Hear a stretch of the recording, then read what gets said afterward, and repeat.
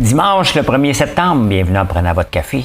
Je vais vous parler de faire du vélo sur une ligne blanche. Je vais vous parler d'une espèce de fou qui est venu m'engueuler vendredi soir. Ouais, sur les réseaux sociaux, en email. Nordvolt, c'est en retard. Harris, elle voudrait censurer une personne en particulier. Le PIB du Canada va très bien. Il y a juste un méchant gros problème, puis je vais vous l'expliquer. Antoine Tardif qui se retire de la course au PLQ. La diversité, je vous ai parlé l'autre jour de comment elle s'appelle, je vais revenir, diversité au travail. J'ai un blanc de mémoire, puis je vais vous expliquer tantôt dans Insolite qu'est-ce qu'on fait pendant ce temps-là. Le 1er septembre 1979, c'est pas c'est quoi? Ben, des grèves, hein? Toujours les mêmes compagnies. On va jaser de ça. Une belle semaine à la bourse. Tax the rich, les capital gains, on va reparler de ça ce matin. J'en ai parlé un peu cette semaine. Goldman Sachs, qui congédie, ben, c'est une maudite bonne affaire. Une maudite bonne affaire. Donc, on passe ça tout de suite.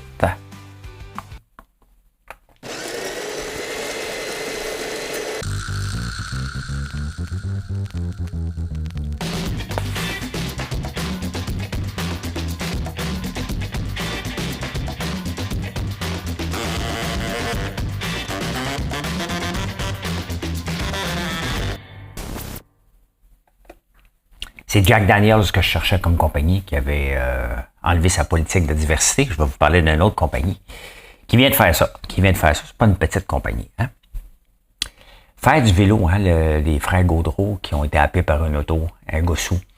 J'ai beaucoup de gens. J'ai fait beaucoup de vélo dans ma vie. J'en fais presque plus. Je fais du vélo intérieur. J'ai peur. Je fais partie de ceux qui ont peur. J'en ai rencontré un paquet de cyclistes. Faire du vélo, c'est dangereux. Oui, aux pistes cyclables, vous allez me dire, mais on peut pas avoir des pistes cyclables partout. Et il y a toujours un espèce de fou. Bon, mais j'en ai fait beaucoup et faire du vélo sur une ligne blanche, c'est assez peurant. Donc, tu peux pas. Et des fois, là, je regardais sur X cette semaine, il y a un cycliste qui avait la piste cyclable à côté, puis lui, il roulait parce qu'il pensait qu'il roulait vite, puis il méritait autre chose que la piste cyclable. Tu sais, à un moment donné, il faut pas essayer de gagner contre les autos. Et encore plus, les gossous, tu peux pas gagner contre ça. Donc, c'est épeurant. C'est épeurant, puis ce qui est arrivé à tout cycliste qui se fait happer, là, ça n'a pas de bon sens. Donc, mais là, c'est parce que c'est quelqu'un de connu, Gaudreau. Donc, dangereux. Hein? J'en connais beaucoup de cyclistes qui ont arrêté d'en faire, justement, parce qu'ils sont fait frapper, puis ils ont peur. Vendredi soir, je fais un live, comme d'habitude, sur Facebook, hein, tous les soirs, à 17h. Il y a un gars qui vient m'écrire, il s'appelle Joe Boucher. Hein? C'est une fun. Toi, tu prends une bière au lieu de parler du conflit des infirmières. Tu sais. Je prends une bière très rarement, de un. De deux, j'ai pas à justifier si je prends une bière. Et de trois, mes lives, ce sont des lives sympathiques. Des lives où on cherche pas à chicane. Des lives où on discute. Surtout sur Facebook, j'ai fait le ménage, et bien même sur tous les réseaux sociaux, on discute entre amis si on veut. Hein? Qu'est-ce que vous faites pour souper? Qu'est-ce que vous faites demain? Ce sont des discussions small talk à l'heure du souper, alors que les gens se préparent à souper. Je choisis mes combats. Le conflit des infirmières avec le gouvernement n'est pas mon combat. Il m'a écrit en email, il m'a écrit une autre place, il m'a dit que j'étais contre les enseignants, puis tout là. Il m'a sorti une espèce de fou furieux, il s'appelle Joe Boucher. J'embarquerai pas dans le conflit. Moi, je suis ici, là, j'interviewe pas personne en prenant votre café. Vous le voyez, là, je suis toujours tout seul. Il n'y aura jamais personne à côté de moi. Aux heures que je me lève, j'ai pas le temps. Et il n'y a pas personne qui va vouloir se lever. C'est pas un show, c'est un amuseur public. Moi, je fais un show d'opinion à tous les matins, 7 jours sur 7. Et je choisis les combats que j'aime parler. Donc, la FIC n'est pas mon combat. J'ai rien à dire d'autre. Tant que j'ai pas des informations financières à vous jaser, j'ai rien. Comme toute place, comme tout système de santé, puis toutes les autres places, hein, faut regarder nos dépenses. Est-ce qu'on doit couper les infirmières? Non. Est-ce qu'on doit couper ailleurs? Oui. Mais c'est là on parle des infirmières. Un espèce de fou. Mais un fou qui me disait qu'il était pour me menacer, qui était pour m'assurer que c'était pour tomber, qu'il était pour avoir 40 000 infirmières qui vont venir sur mon live, une espèce de fou furieux, là. Pas besoin de ça dans ma vie, moi. Pas besoin de ça dans ma vie, puis commencez pas les infirmières, je suis pas contre vous autres. Ça me tente pas d'être contre vous autres, OK? Je vous aime bien, mais venez pas bombarder mes réseaux sociaux parce que j'ai pas parlé de vous au moment que vous le vouliez, là. C'est pas comme ça, c'est pas en me faisant des menaces que je vais commencer à parler de vous, là. Calmez-vous le pompon, c'est votre conflit. Moi, là, mon débat chaque jour, là, c'est de m'assurer d'avoir assez de clients pour faire vivre mes employés. Ça, c'est mon challenge à moi que j'écœure pas personne avec ça. Pour réussir ce challenge-là, ben, je m'assure d'être intéressant, de mettre des produits en valeur et de partager puis d'être respectueux avec ma clientèle. Donc, pensez peut-être pareil puis ça va mieux aller. Nordvolt, on va en parler presque. Je pense pas qu'il y a une semaine où ce qu'on peut ne pas parler de Nordvolt ici au Québec, c'est pratiquement impossible. Et avec plusieurs raisons, bien entendu avec tous les milliards qu'on va mettre, qu'on a mis, qu'on va continuer à mettre. Le projet est retardé maintenant de 18 mois. Donc, si tu dis qu'il est retardé de 18 mois, on peut s'entendre, c'est 24 à 36 mois. Le problème là, de Nordvolt, revenant à la base, là, l'industrie de l'auto électrique est en recul net. Pourquoi? Parce que les gens aiment pas ça tant que ça.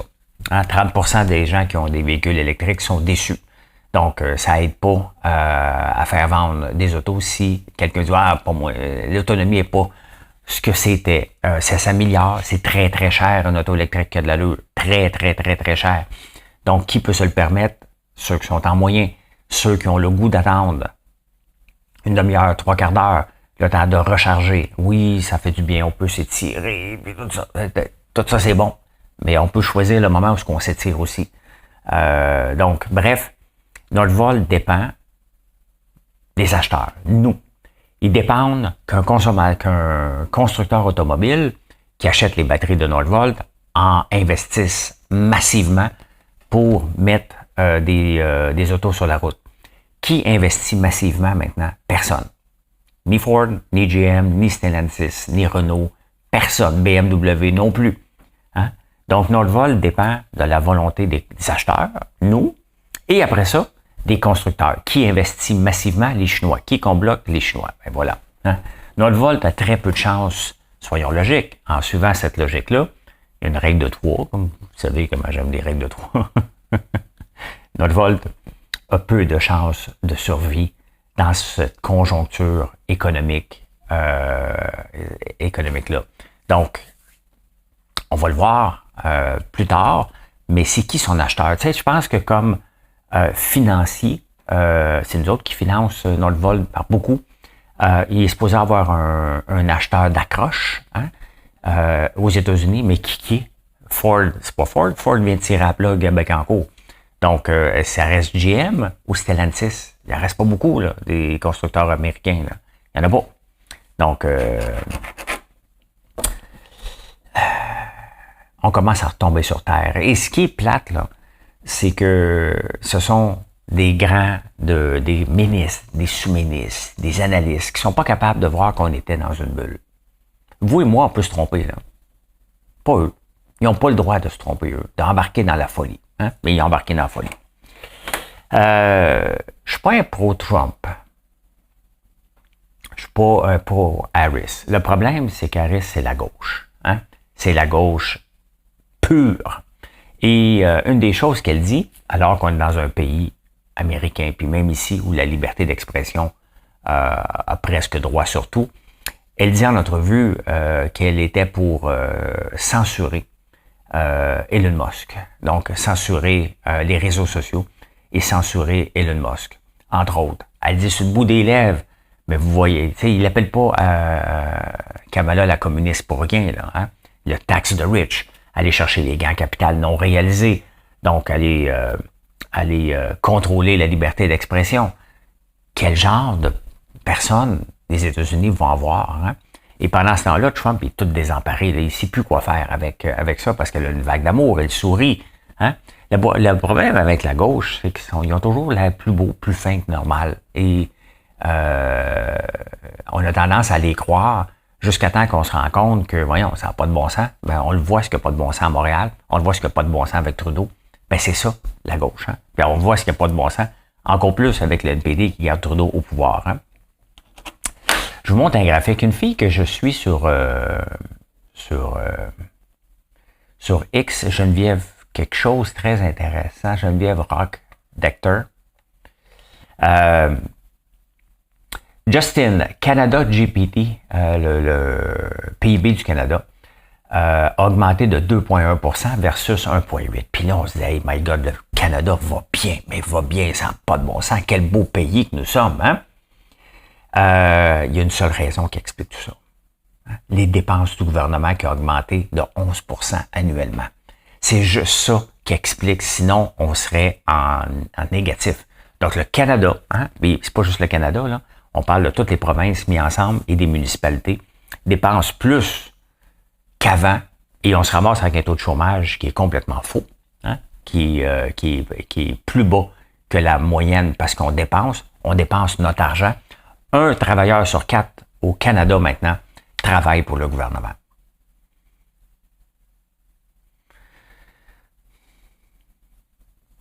Ça veut dire que vous êtes à peu près 4000 qui m'écoutent, non, 2500, 3000 sur YouTube, à peu près, ça commence à être pas mal parce qu'il y en a à peu près 2000 sur X.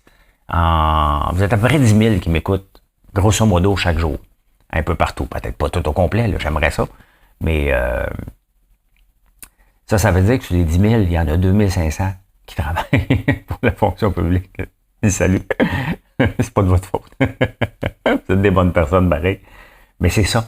Hein? Et à un moment donné, ça va péter. On a embauché tellement qu'on ne peut plus continuer comme ça. Là. Ça n'a pas de bon sens. C'est la seule raison pourquoi le Canada va bien. C'est les dépenses folles du gouvernement. Mais à un moment donné, à quel moment qu'on va dire, écoute, on n'en veut pas de ce service-là. L'affaire, c'est qu'au Canada, là, ici, là, on a tellement peur du mot austérité. Philippe Couillard a brûlé ce mot-là qu'on met un nouveau programme sans enlever les anciens. Fait qu'on on se ramasse à un moment donné. Regardez, au Québec, hein, il n'y a presque pas de chômage.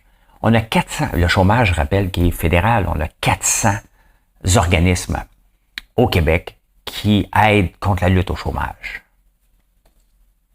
Justement, on s'en va là au Québec.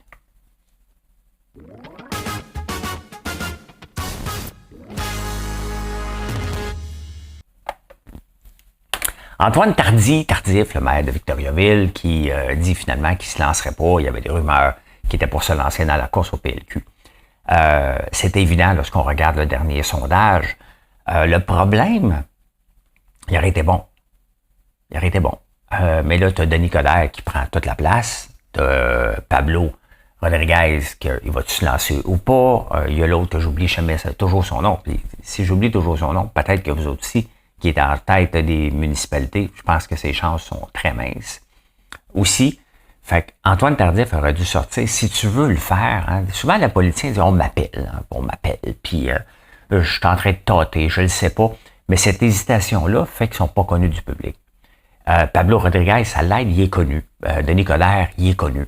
Donc, c'est sûr que moi, je connaissais Antoine, puis peut-être pour vous autres. Donc, il y aurait pas eu le choix de sortir plus fort, plus rapidement. Mais bon, il aurait fallu qu'il mette son rôle de maire de côté. C'est pas évident, mais ça, moi, je pense que ça le nuit de ne pas sortir rapidement pour dire, regarde, c'est ce que je veux faire et je vais y aller. Et c'est ça, hein, ça sera pour une autre fois. Il est jeune encore. Vous savez que je ne traite pas sur Valérie Plante, la mairesse. La personne, je la connais pas. Hein? Je la connais pas, mais j'essaie de pas aller trop dans les insultes. J'y vais des fois, là. Hein? Mais je l'appelle pas trop souvent la plante verte. Une fois de temps en temps. Hein? On peut le voir qu'elle en arrache. Hein? Elle bloque les commentaires. Elle se fait protéger par son équipe. On peut le voir dans sa face là, qu'elle a l'air fatiguée. Hein? C'est sûr que c'est pas facile, mais c'est son rôle, puis c'est elle qui s'est présentée une deuxième fois, puis c'est elle qui veut se présenter une troisième fois. Est-ce qu'on veut une mairesse qui est à bout? Une mairesse qui n'est plus capable de prendre la critique, qui n'est plus capable de prendre les commentaires seulement sur les réseaux sociaux? Est-ce qu'on veut vraiment de ça? Hein? Est-ce qu'on veut une mairesse qui continue à dépenser sans compter, qui met pas l'argent à la bonne place, qui continue à taxer les gens tout en ne coupant pas, en dépensant presque 1 milliard, pas presque, on est rendu dans le milliard pour un garage, hein? En dépensant 211 millions pour un hôtel de ville. Est-ce qu'on veut ça? La réponse perce. Tout le monde qui m'écoute va me dire non, ça n'a pas de bon sens, c'est du gaspillage de nos taxes. Mais Dutrisac, lui, il va fort en tabarnouche. Hein? Il a traite de tarte. Je pense pas qu'elle va lui donner une entrevue. Paul Arcand l'avait ramassé aussi. Tu sais, à un moment donné, il faut que tu te rendes compte. Regarde, ton message passe pas. Puis ce que tu veux faire ne représente pas ce qu'on veut faire. Les gens vont dire, on l'a mis au pouvoir. Non, on n'a juste pas voulu Denis Coderre. Est-ce qu'on va la vouloir une troisième fois parce qu'il n'y a pas personne qui a de l'allure qui veut se présenter? Mais est-ce qu'on veut, ça c'est pas important, hein? Mais est-ce qu'on veut une mairesse qui se cache maintenant, qui est plus capable de prendre la critique, qui a l'air à bout? On veut ça pour un autre 5 ans? Parce que là, c'est l'année prochaine, les élections. Hein? La réponse est non. On peut pas avoir ça, là. Donc, mais tu sais, de là, d'aller la tarte à tour de bras. C'est un peu rêvé, hein? Il y a la deuxième femme au UK, hein? Angela Rayner, qui est un peu comme Valérie. Valérie, elle aime ça rire, elle aime ça aller dans les parades. Hein? C'est pour ça qu'on lui reproche, tu gères pas, puis à un moment donné, tu es en train de danser dans une parade parce qu'il y a de la diversité. Hein? Et tu veux montrer que tu es diversité, tu t'habilles en rose, tout ça. Et c'est ce genre de comportement-là qu'on lui reproche. Le numéro 2, au UK, grosse réunion avec son cabinet pour des choses extrêmement importantes. Là. C'est le numéro 2, l'équivalent de Kamala Harris aux États-Unis. Là. Et ben elle s'est dit, moi, je suis une part animal. Fait qu'à 7 heures le soir, elle est au UK, prend un avion, s'en va à Ibiza, faire le party jusqu'à 4 heures du matin. Ça n'enlève pas ses compétences. Tu sais, tout ça n'enlève pas les compétences qu'on fait. Mais quand tu t'amuses dans la vraie vie, puis tu as le droit de t'amuser, ben faut que tu performes dans ton travail avant, parce que la perception des gens va toujours gagner là-dessus. Donc là, les journalistes, écoute, tu viens d'arriver en poste, on n'est pas sûr de toi, tu prends énormément de place, puis à 4 heures du matin, tu es sur le party total à Ibiza, mais ça met de la pression de livrer encore plus fort. Et c'est ça que Valérie n'a pas compris, c'est ça que la gauche ne comprend pas. Il doit de faire ce que je veux, la vie, comme l'autre qui fait des bandes dessinées. Hein? A le droit de faire des bandes dessinées. Mais la ville n'est pas tellement en état, elle est un peu mal gérée au point de vue financier. C'est là que ça dérange ta bande dessinée. Si tout va bien, là, puis personne, t'as presque rien à te reprocher, tu peux dire, moi j'écris une bande dessinée le samedi matin, pas de tes affaires. La gauche, l'inclusivité à tout prix. Hein? Il faut donner une chance aux gens. Il y a des gens qui ne peuvent pas avoir de deuxième chance. Hein? Il y a un prédateur sexuel qui est en prison. Hein? Ça fait 27 ans qu'il est en prison. Pour ça. Il est catalogué comme un récidiviste très dangereux. Il est en liberté. Il fait du bénévolat à 100 mètres d'une garderie. C'est un pédo.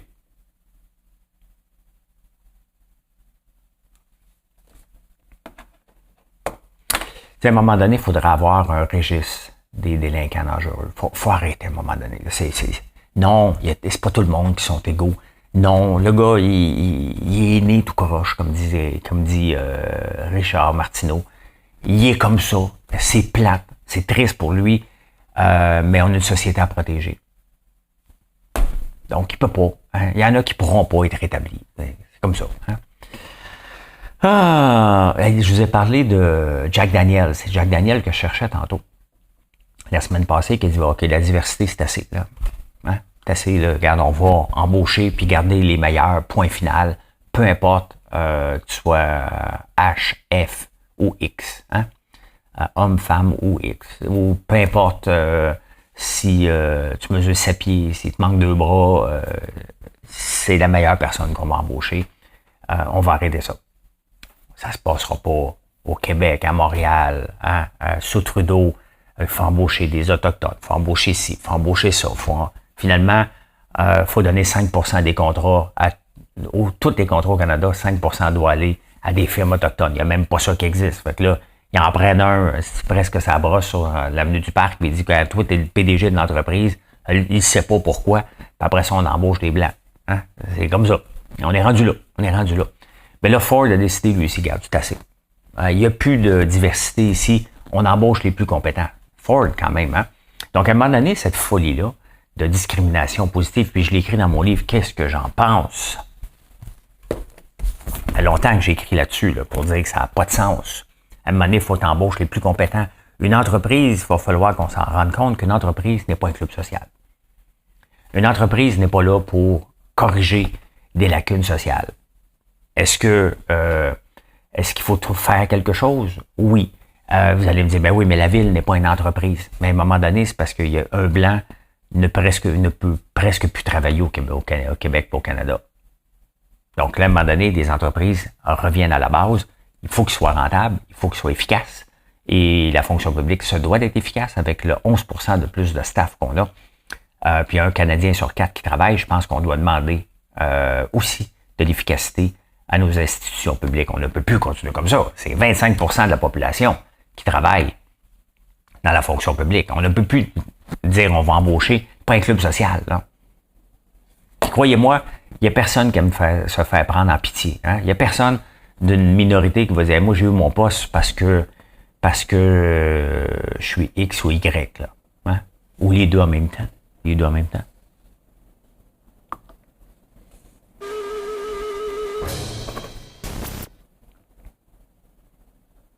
Je pourrais chanter Si tu pleures dans la pluie parce qu'il pleut en ce moment. Si tu pleures dans la pluie, tu n'y verras que du feu. De longues ne sembler que de la pluie dans tes yeux. Hey, je vous amène le 1er septembre 1979. Je vais utiliser qu'on est le 1er septembre. Qu'est-ce que ça veut dire le 1er septembre? Ça veut dire que nos chiffres du mois d'août, c'est terminé. Là, on travaille sur un prochain mois. Et nous autres, on rentre vraiment. Le 1er septembre, c'est la switch est à off, on la met à on. Et là, on part sur un 3 mois intense pour nous, qui est le temps des fêtes. Déjà, hein, on a l'Halloween, le temps des fêtes, on a un paquet, on est une destination cadeau maintenant reconnue. Donc, ça va être excitant ce qui va se passer dans les prochains mois ici. Je vous ramène encore, parce que si vous remarquez, là, quand je fais le tour des vieux journaux, c'est toujours les mêmes conflits des entreprises. À un moment donné, il faut se poser des questions. Comment ça se fait qu'ils sont toujours en conflit? Et il y a quelque chose qui se passe. Les syndicats sont trop forts, hein? Ils emmènent trop large. Regardez. Ici, importer de l'alcool de l'Ontario est illégal. Hein? Je pense que c'est les plus légal là, maintenant, là, mais ça l'était. Attention, gaussier, trop sec. Hein? Donc, la SAQ est encore en grève et ceux qui veulent aller en Ontario chercher de l'alcool, ben c'était illégal. Donc, plus pour le pouvoir, ils sont dans l'illégalité. En effet, une loi fédérale, la loi sur l'importation des boissons enivrantes, interdit ce commerce. Donc, Garon dénonce l'inertie d'Ottawa, le conflit au port de Montréal, perte de 3 millions déjà. Jean Garon, le meilleur ministre de l'histoire de l'agriculture au Québec.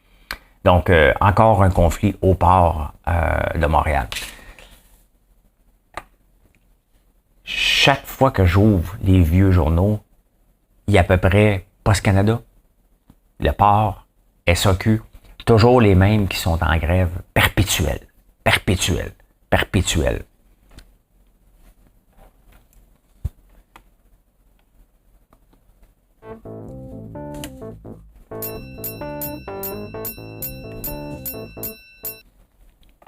C'est pas vrai que les boss sont tout le temps des patates, là. Peut-être parce qu'il y a un syndicat trop gourmand qui veut faire travailler moins ses employés pour en avoir plus depuis toujours, en pensant que placer des bouteilles, là, il y en a qui sont très, très bons conseillers. Là. Il y en a aussi qui c'est des placeurs de bouteilles. Il faut appeler un chat. Un chat, là, c'est ça. Hein? À 26$ de l'heure, à un moment donné, 27 probablement, peut-être même plus aujourd'hui, est-ce que ça vaut ça? C'est la question que les grèves perpétuelles n'arrivent pas à répondre. Hein? Taxe de rich. Hein? Il y a un mouvement qui existe depuis toujours. Hein? Taxer les riches. Il faut aller en chercher encore plus. Et là, on dit, bon, parfait, les gains en capital. Non réalisés. J'en ai parlé cette semaine des gains en capital non réalisés. Et là, est-ce que ça va être faisable? Hein? La réponse est non. C'est là qu'on voit que des politiciens disent où est-ce qu'il y a de l'argent? Bon, ça, c'est pas réalisé encore ces gains-là, il l'a sur papier. Donc, ça va, techniquement, ça va pour les maisons secondaires. Hein? Si tu achètes un chalet, puis il valait 50 000, puis là, tu es 30 ans plus tard, puis il envoie 1 million, c'est du gain capital non imposé. Est-ce qu'on va le faire juste pour les actions? Hein? Une action que tu détiens sur le long terme, mettons Nvidia que tu as acheté au tout début, en 1999, et elle vaut 244 000 fois plus. Donc, est-ce qu'on t'impose sur ça?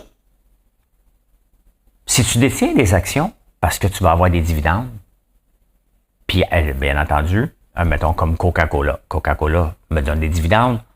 Les gens peuvent vivre de dividendes. Hein? Et en même temps, elle prend de la valeur. Est-ce qu'on va te taxer sur le gain non réalisé? Vous voyez, là? Hein? Puis après ça, si l'action tombe, là, tu as une perte. Donc, il faut te revendre un autre quoi. C'est une complexité. Hein? Une complexité en pensant qu'il y a beaucoup d'argent à aller chercher là-dedans. Ben oui, c'est sûr qu'il y en a. Mais c'est à court terme. Puis est-ce que c'est réalisable? Est-ce que on n'est pas mieux de mieux gérer au lieu de toujours aller en chercher plus, de plus en plus, de plus en plus? Les riches font vivre les moins fortunés. Ben oui, vous allez revenir encore sur le PDG de Couche-Tard qui a un salaire de 300 fois l'employé de dépanneur. Ben oui, mais il est en train de gérer un achat de 7-Eleven pour 38 milliards. Là. Commis au dépanneur, là, il fait juste dire ben c'est 5 piastres. T'sais. On s'entend là, rien contre le commis au dépanneur, mais on s'entend qu'on ne peut pas comparer ce genre de situation-là. Une belle semaine à la bourse quand même. Hein? On a eu peur. Hein? Je pense que globalement, ceux qui sont à la bourse ont eu la chienne avec Nvidia. Qu'est-ce qui va arriver? Finalement, des très très bons résultats, mais pas autant qu'espéré, et ça permet de calmer le jeu sur l'intelligence artificielle avant que ça devienne une bulle. Le danger, c'est que il faut maintenir cet engouement-là. Puis regardez ce qui se passe avec les voitures électriques aujourd'hui. Là. Hein? En 2020-2021, le monde capotait, tout le monde était pour être électrique tout de suite. Et finalement, ben, personne n'était électrique tout de suite. Et maintenant, ça vaut des peanuts. Donc, ça a fait du bien. Hein? Ça a fait du bien. Il y a Super Microchip aussi qui a rapporté des chiffres moins hauts que prévu. Dell vend des serveurs pour l'intelligence artificielle. Ça va bien. Donc, à un moment donné, c'est que c'est pas éternel. Puis là, moi, je trouve ça très, très bien. La bourse a bien répondu pour une fin de bourse. On a eu peur ce mois-ci. On a eu peur de deux choses. Hein. Ça a tombé, là, c'est un coup solide. On a tout récupéré. La bourse a augmenté de 2,35 %. C'est énorme parce que si tu mets ça sur une annuelle, un 2%, ben, c'est 24 % par année. Là. C'est bien trop élevé. Là. Puis Nvidia qui a rapporté des chiffres ordinaires pour eux autres. Hein. Donc, c'est toujours relatif, là. Mais voilà. L'inflation. Je regarde ce qui se passe, puis là, on capote. OK, l'inflation alimentaire, puis on a tapé sur l'oblast. Mais regardons ce qui va se passer dans les prochaines années. Changement climatique. Le tarif d'électricité, tarif de gaz. Les gens qui nous nourrissent au Québec, hein, dépendent de l'électricité. Moi, je dépends de l'électricité là, pour transformer tous les produits. Là. Donc, si je fais la conversion au gaz, ce que je ne ferai pas, ben, le prix du gaz a augmenté en moyenne de 40 % depuis 5 ans. Donc, à un moment donné, là, cette facture-là, il faut la refiler à quelqu'un.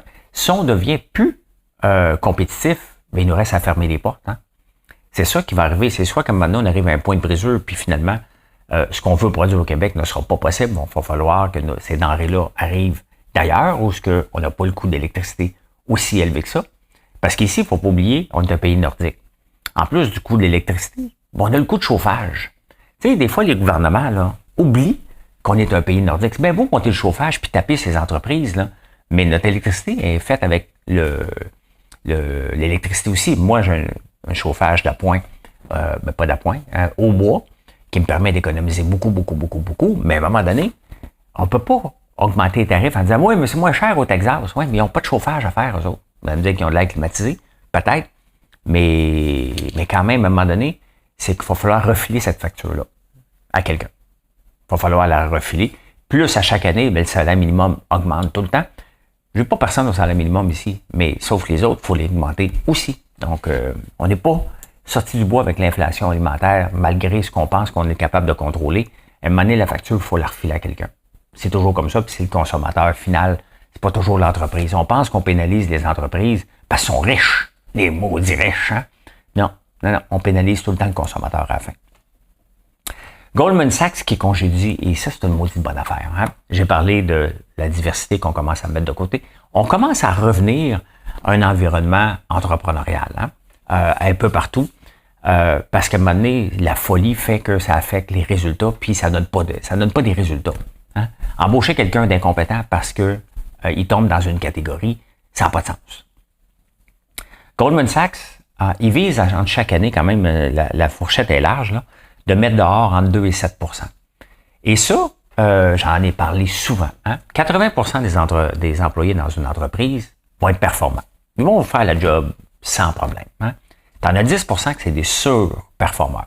Eux autres, ils torchent. Hein? C'est eux autres qui amènent l'entreprise à un autre niveau, des nouvelles idées. Ah oui, eux autres là, sont prêts à faire le temps. That's it. Hein? C'est des high achievers, comme on dit. Puis il y en a d'autres, ils traînent de la patte. Il n'y a rien à faire. Ils vont toujours être dans le top, dans le bottom 10. Ben, c'est exactement ce que Goldman Sachs fait. Puis il y a beaucoup d'entreprises qui font ça.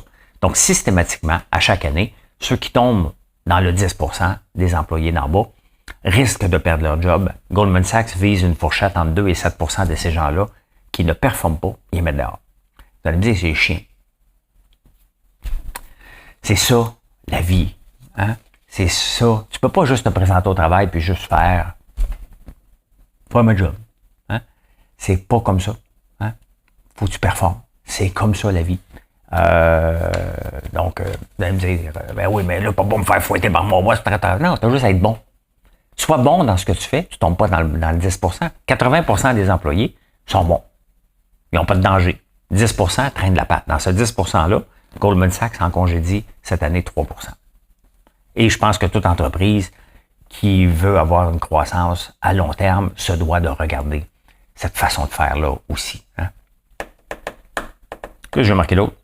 Le Canada se fait taper ses doigts par les États-Unis. Vous savez qu'on est des précurseurs, en tout cas en Amérique du Nord, pour la taxe sur les revenus digitaux. Hein? Netflix, Facebook, Google. Google a déjà annoncé, regarde, je vous refile la taxe. Ils l'ont dit. Ils nous ont envoyé un email, regarde, si tu fais de la pub, on a une taxe supplémentaire, toi qui payes.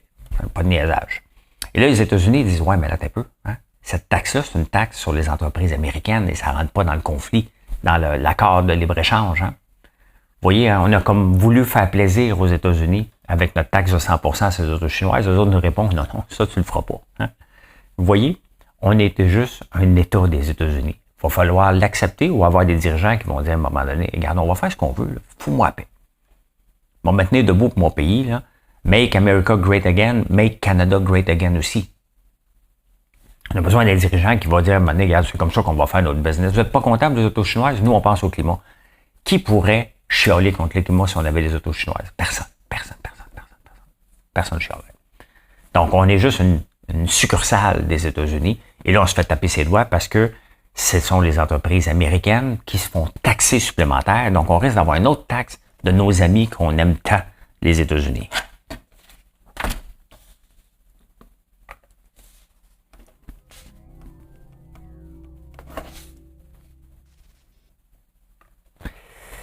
Hey, on est à la veille de plus mourir.